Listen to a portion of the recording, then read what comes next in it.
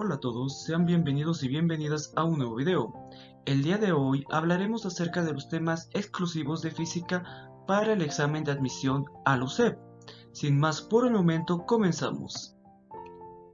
Nos enfocaremos en dos temas, fluidos y óptica.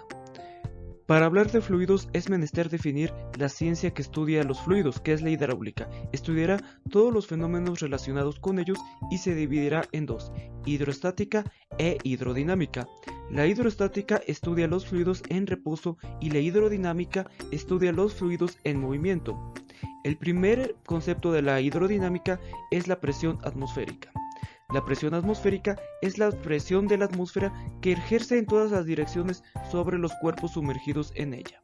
La presión atmosférica varía con la altura. A mayor altitud, la presión disminuye y su valor es igual a una atmósfera, siendo igual a 760 miligramos de mercurio. Se define como la presión a la razón que existe entre la fuerza aplicada por la unidad de área. Encontraremos los siguientes valores. Presión igual a fuerza sobre área. El segundo concepto de la hidrostática es el principio de Pascal, el cual se define como la presión ejercida sobre un fluido encerrado en un recipiente, el cual se transmite con la misma intensidad a todos los puntos de las paredes del recipiente, como vemos en las imágenes presentes. Un ejemplo del principio de Pascal es la jeringa de Pascal, un recipiente lleno con líquido y sellado con un émbolo.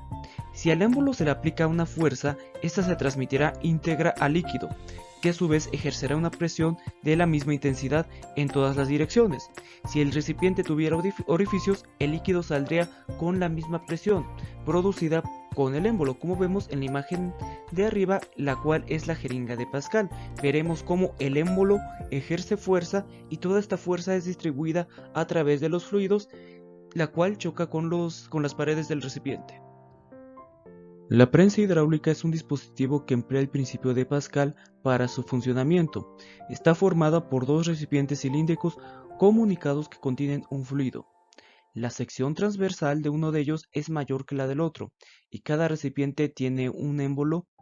Si se ejerce una presión de P1 igual a fuerza entre área en el émbolo más pequeño, como vemos en la animación del lado derecho, se obtiene una presión de P2 igual a FA en el émbolo mayor, de tal forma que la fuerza que se transmite de P1 será igual a la de P2 del émbolo menor al émbolo mayor.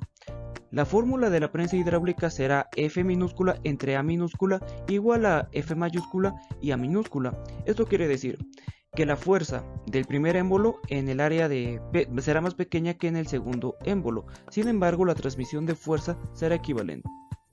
El principio de Arquímedes es un principio en el cual se establece que cualquier cuerpo sumergido total o parcialmente en un fluido experimenta un empuje o fuerza de flotación igual al peso del volumen desalojado. Como un cubo de plástico, al ser sumergido en el agua, el volumen que desplaza será igual al mismo. La fórmula del principio de Arquímedes es empuje igual a densidad por gravedad por volumen desalojado. La presión hidrostática es la presión que ejerce un líquido sobre el fondo del recipiente que lo contiene y es directamente proporcional a la altura de la columna del fluido.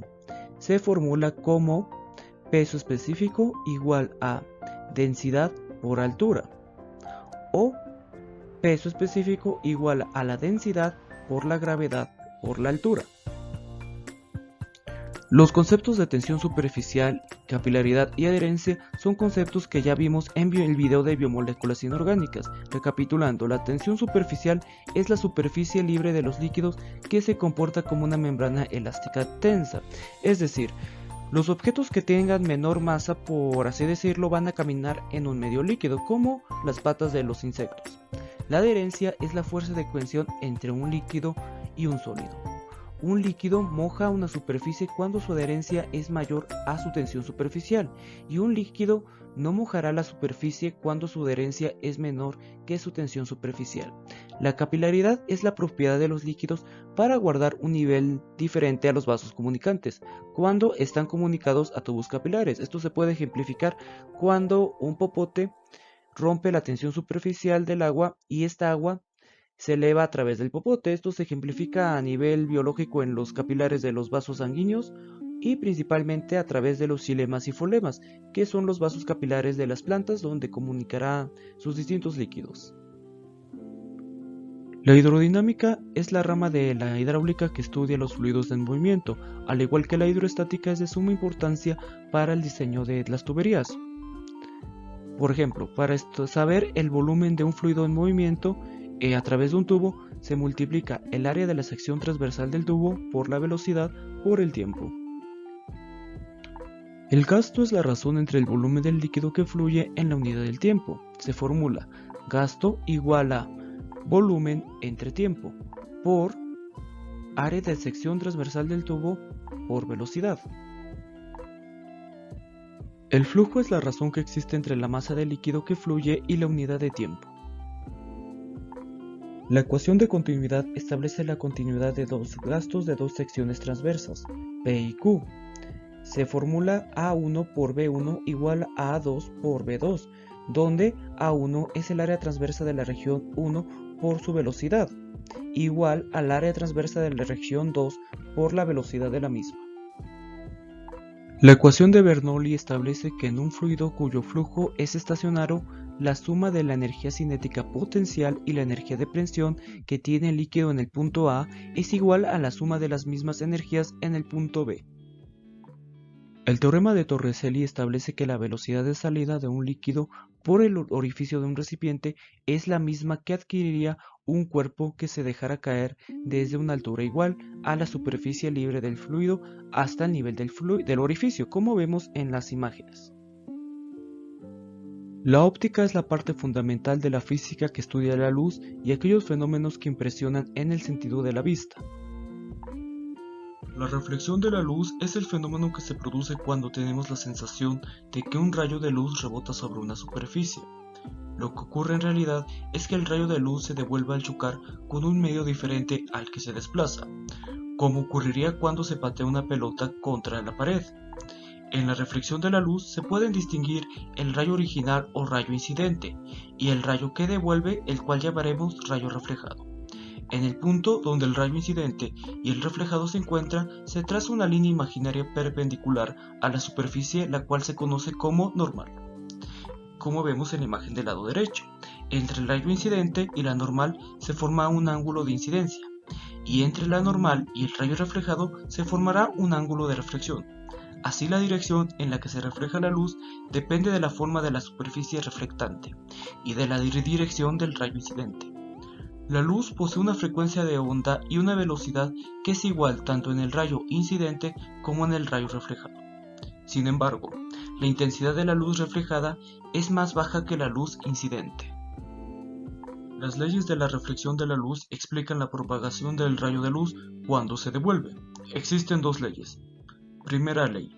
El rayo incidente, la normal a la superficie de incidencia y el rayo reflejado están en el mismo plano. Segunda ley. El ángulo de incidencia alfa y el ángulo de reflexión beta son iguales. Si el ángulo de incidencia es igual a 30 grados, el ángulo de reflexión será igual a 30 grados. Si la luz incide perpendicularmente, el ángulo de incidencia y el ángulo de reflexión serán igual a 0 grados, por lo que la luz será reflejada invirtiendo el sentido de la propagación. Posterior a entender el concepto de reflexión de la luz, es momento de conocer la refracción de la luz. La refracción de la luz se presenta cuando la luz pasa de un medio a otro. Es el fenómeno que explica por qué un objeto recto se ve doblado cuando lo introducimos en agua. El rayo de luz se desvía al pasar a un medio diferente del que procede. La refracción de la luz se produce en la superficie de separación de los medios diferentes, de diferente densidad como el aire y el agua, o el aire y el brillo, lo que afecta a la velocidad de propagación de la luz. El desvío de la dirección de propagación será mayor a mayor, diferente de la velocidad de propagación en dos medios. En la reflexión de la luz se distingue el rayo incidente y el rayo refractado, como vemos en la imagen de la derecha. Entre el rayo incidente y la línea normal se forma el ángulo de incidencia, mientras que en el rayo refractado y la normal se forma el ángulo de refracción. Cada medio tiene un índice de refracción representado en n, que es la relación entre la velocidad de la propagación al vacío. Leyes de la refracción, ley de Snell y ley de Descartes. Como vemos, el fenómeno de refracción se ejemplifica en las imágenes del lado derecho. Las leyes de la refracción explican cómo se produce este fenómeno. Fue el físico y matemático Christian Huygens quien dedujo estas leyes, que se resumen en: primera ley, el rayo incidente en la superficie de separación de dos medios. La normal es la superficie en el punto de incidencia y el rayo refractado están en el mismo plano. Segunda ley, los índices de refracción n1 y n2, el ángulo de incidencia alfa 1 y el ángulo de refracción alfa 2 se relacionan por la siguiente expresión: n1 igual a seno de alfa 2 igual a n2 por seno de alfa 2. Cuando la luz incide perpendicularmente al ángulo de incidencia es igual a 0. No hay desvío de la luz, es decir, el rayo incidente sigue su trayecto lineal. Con esto concluimos el tema de hoy. Les dejaré en la descripción del video distintos videos para complementar ambos temas. Les agradezco mucho su tiempo, nos vemos en la próxima. Hasta luego.